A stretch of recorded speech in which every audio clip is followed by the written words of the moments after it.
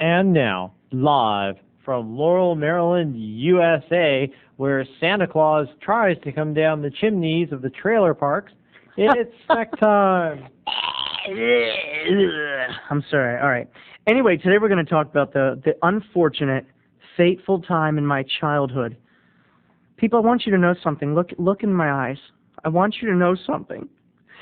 When you're young, and it's your first job, and you don't have any money, and you don't have any people skills, and you want your daddy to be proud of you, and you go work for your daddy, and he doesn't think you're working too hard, doesn't think you're doing too good.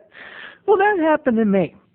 I went to work for my dad at L&C Incorporated, which was kind of a warehouse where trucks would deliver auto parts, and they would stock it in the warehouse, and then about 5 or 6, greasy truck drivers would answer the phone and say, "Hey, L&C, can I help you?" They were like road stop hicks working for my dad. But, it was a good organization, and my dad is like the nicest guy in the world, people. My dad is so nice that he's one of those people that are so nice that whether or not you like him, you feel like you have to treat him well. But I worked for him when don't tell anybody, I was too young to be working legally. I was like 13 or something. It was like the summertime. So I went to work for my dad at L&C, and he gave me the worst jobs. I was scrubbing the toilets. I was treated with such disrespect. I was paid less than minimum frickin' wage. I cleaned toilets. I unloaded trucks in the hot summer sun. All I wanted was a little appreciation, and I wasn't getting it. But you know what? There was a guy who worked for my dad, and it was so unfair, and there was no justice, people. You know why? Because his name was Percy, and Percy never worked a day in his life. And my dad paid Percy well. Oh, yes, he did.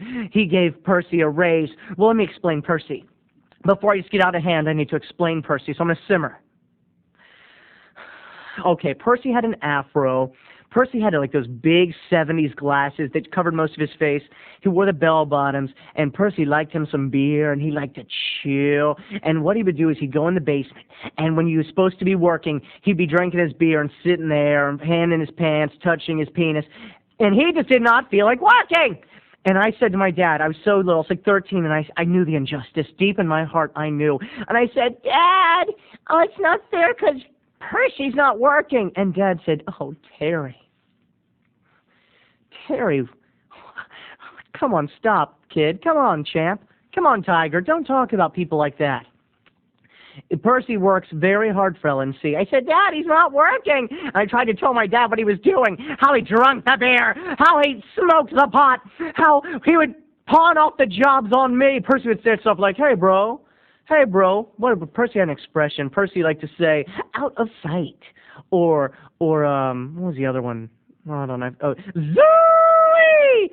And Percy would sit there, and he'd say, "Hey, bro, how you doing?" I'd say, "I'm doing good, Percy." And he'd say, "Out of sight. Woo-wee, out of sight." And anyway, so I said, if my dad's not going to believe me, I'm going to prove it. Justice will be done. The countered wheels of justice will spin in my favor. So I drilled a hole. Deep into the night, I drilled a hole in my dad's office wall. I was going to voyeuristically peek on Percy. I peeked on Percy's not working, and there he was. And I found the perfect place to do it. I picked the aisle where he hid his beer, the aisle where he was so shiftless. And I said to my dad, "Dad, come see Percy.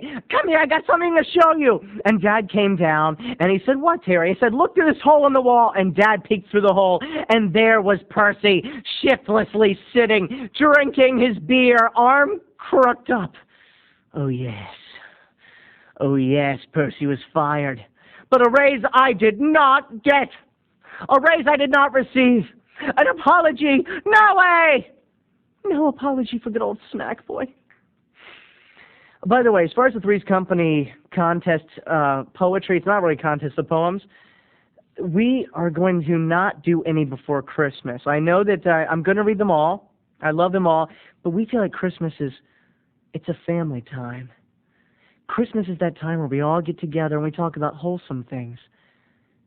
I don't know if you remember Three's Company, but it talks about people that are not married, cohabitating under one roof, living in sin. living in sin. 2 girls live in the same bedroom. I don't know what goes on behind those doors, and that's not something that I want to promote right now. Cut. It's Christmas!